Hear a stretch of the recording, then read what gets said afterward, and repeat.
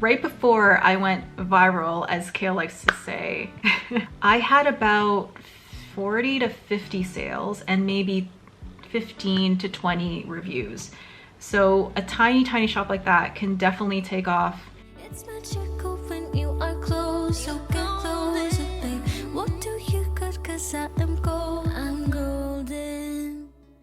Hi guys, I am here with another video. Today I'm gonna be talking to you about whether or not Etsy is worth it. I see this all the time in the Facebook groups, people asking, should I sell on Etsy? Can I even make money on Etsy? Does anyone make money on Etsy? It's way too saturated on Etsy. Why are the fees so high on Etsy? Coming from someone who sells on Etsy, my personal opinion is yes, it's worth it. And here's why.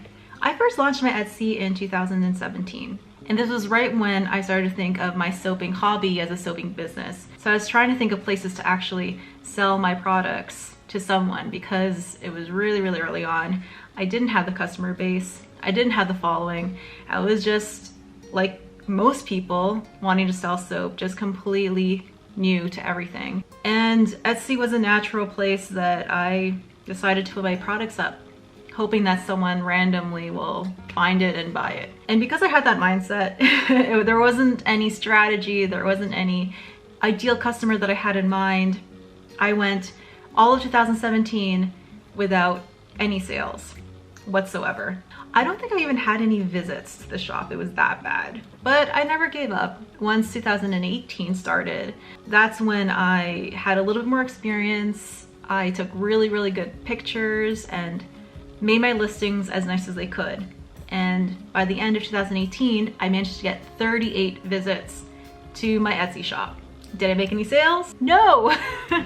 No one bought from me in 2018. Even though I figured out that I needed a brand and I had a brand in mind and I was honing in on my ideal customer, I still didn't have anything really figured out. Cut to 2019. It was in 2019 that I did a complete rebrand of my whole company. And mind you, I had started doing soap as a business back in 2017, so I was 2 years into this. So in 2019, I realized something had to change because nothing was working. I wasn't making any sales outside of my close friends and family. I didn't even really like the brand that I had created at that point. It was time for a change. So I made some key adjustments to my brand. I honed in on a specific ingredient. I decided to build a whole company around an ingredient and highlight that. I cleaned up my packaging. I made my branding very simplistic, minimalistic, really wanted to appeal to that high-end customer. I started to post more often on social media. I just started to really take my company a little bit more seriously because I had plans on not just making a few sales, but I wanted to make a lot of sales. I really wanted 2019 to be the year where I got somewhere with my soaping business. And it kind of worked. I started the rebrand in January, and by July of 2019, I managed to get my first Etsy sale. And that was really cool. If you sell on Etsy, you know what that sound is when the sale comes in. It's like a cash register cha-ching sound. So when I first heard it, it was kind of surreal, and I was extremely happy about that. So after that first sale, I started to get a few more trickling in, and by the end of 2018, I managed to get, I'm looking at my notes here. By the end of 2019, I managed to make a total of $1,134.89. That's pretty significant. To me, that was $1,000 of sales to people who I didn't even know. So that is a huge milestone to hit when you're starting a soap business. So by 2020, our company started to really gain momentum. We had spent all of 2019 working at the farmers markets, doing events. And so when 2020 came around, early 2020, we were planning on doing all of that times 10. We were going to add more events. We were going to add more farmers markets.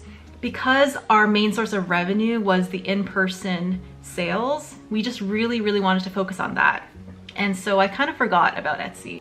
It wasn't making enough to really warrant me focusing on that. And you'll find that in your business, the busier you get, the more you're gonna have to really prioritize your attention on what's more important versus not, and Etsy definitely fell on, you know, the less important side of things because it just wasn't making that much. So I forgot about Etsy, and we spent February, March planning our in-person events, our farmers markets, and stocking up for those events. And then the happening happened, and I think we all know what I'm talking about.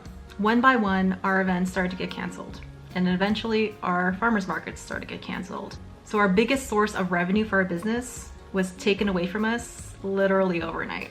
It was pretty devastating because 2020 was supposed to be our year, and at the time, both Kale and I were fully employed, so it wasn't that big of a deal, but this was supposed to help us finally leave our 9-to-5s and do this full time. So when the events were taken away, it was horrible. It was very, very sad. So then we went into isolation just like everyone else and resigned ourselves to the new normal and had to be okay with the fact that 2020 wasn't going to be the big breakout year for my company that I had hoped it was going to be. Spoiler, I was wrong. It was around the middle of April we got an Etsy order. And this was a weird thing to get because I had not gotten an Etsy order since December. And like I mentioned, it was pretty much abandoned at this point. I had stopped thinking about the Etsy. I'd stopped touching the Etsy. It was there, but in my mind, I wasn't even thinking about it. So when we got that order in, it was exciting. And it was really great to get it during that time because we were kind of down about the whole situation.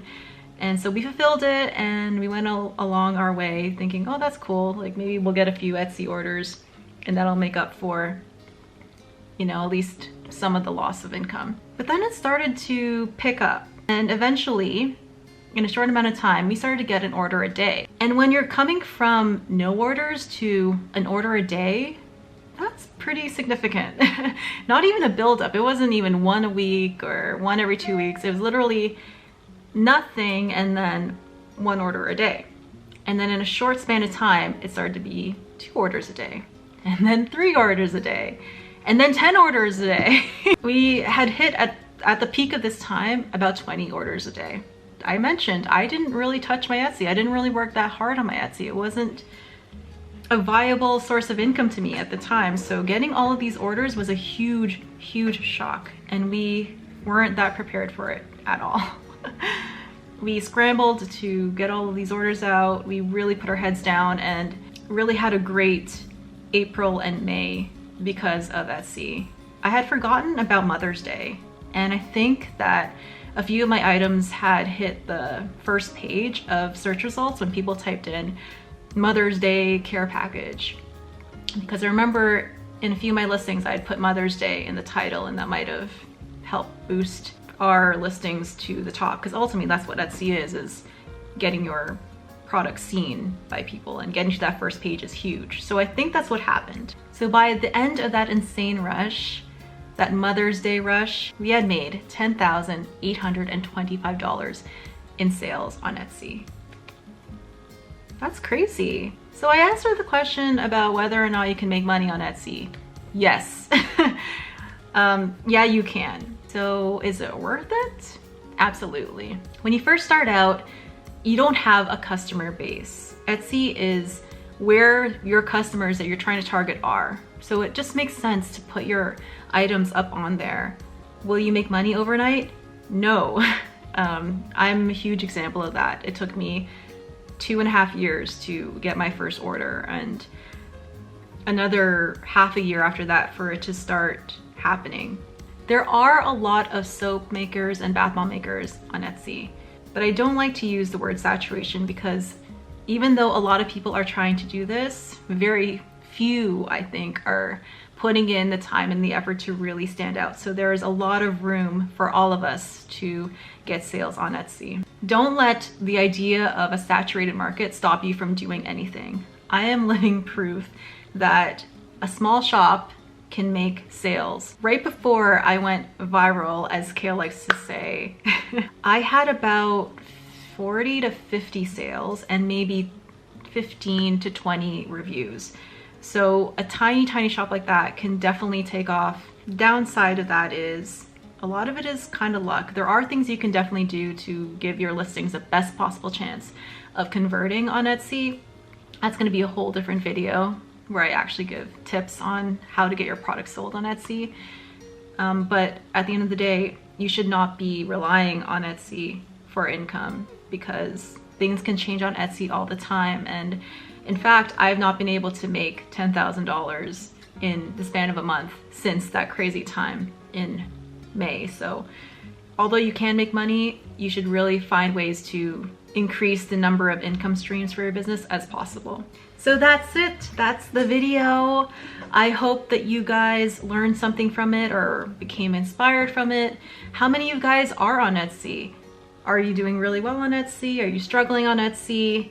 I have been literally through every stage of selling on Etsy. So I know no matter who you are as a seller on Etsy, I can understand and feel your pain or feel your highs and feel your motivation, because I've been there. If you like this video, please give a thumbs up. If you'd like to see more, please subscribe. I try to post daily, really try to post daily. And don't forget to hit that notification bell so you never miss out.